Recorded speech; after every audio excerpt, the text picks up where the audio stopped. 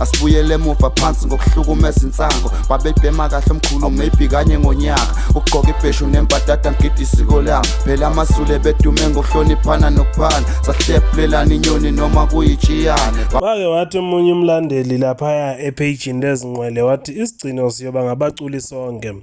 ngoba-ke wonke umuntu usenele ngabone nama-followers amaningi bese-ke zibone nekhono-ke lokucula kusasele kusikhinkili kuphela ebantwini-ke bonke ongakabi-ke umculi naye kuyabonakala engazi ukuthi angangena noma ngayinini kule ndima. Sikulethela-ke intombi yasoLundi okuyintombi kaMaganga Thishela laba-ke abadume ngalo mdlalo-ke wabo abawudlalayo. Ikhiphe-ke ingoma yakhe ethi wena wangishela ngobumnyama ngaqoma ngabo ubumnyama futhi okusho ukuthi vele into zethu ziyogcina ngakho ebumnyameni ngoba nokubonakala kwami nawe sigcinana ngokuthi sibonane-ke ebumnyameni. Le ntombi yasoLundi-ke nokho-ke abantu-ke bayithakasele kaningi ngoba ingoma yayizwakala-ke kuyingoma-ke emnandi nokho kusese yipromo lapho esezwa khona kamanzi ngobhoko ekuthenini-ke ingaba yashona yini kungekudala-ke le ngoma izophuma idle kabantu okuzwakale kakhulu ukuthi-ke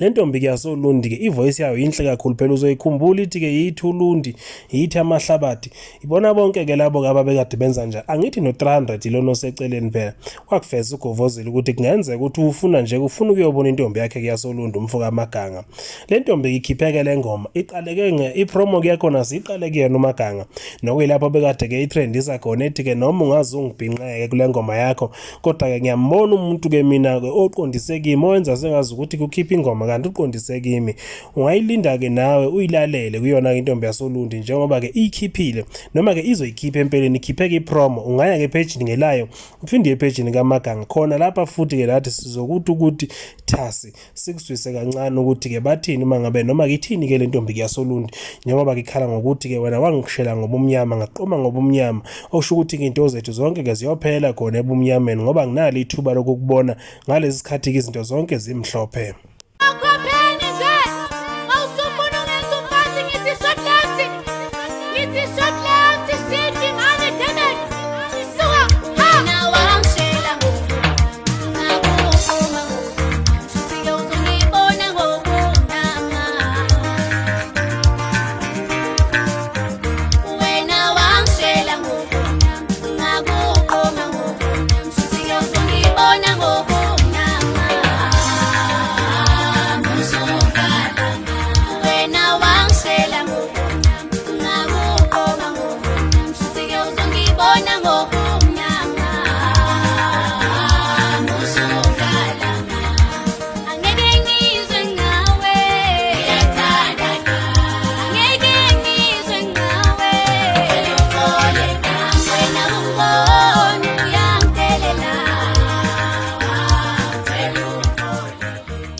Asibuyele emuva phansi ngokuhlukumeza insango babebhema kahle omkhulu maybe kanye ngonyaka ugqoka ibheshu nembadada ngidi isiko lami phela amasule bedume ngokuhloniphana nokuphana sahlephulelana inyoni noma kuyijiyane.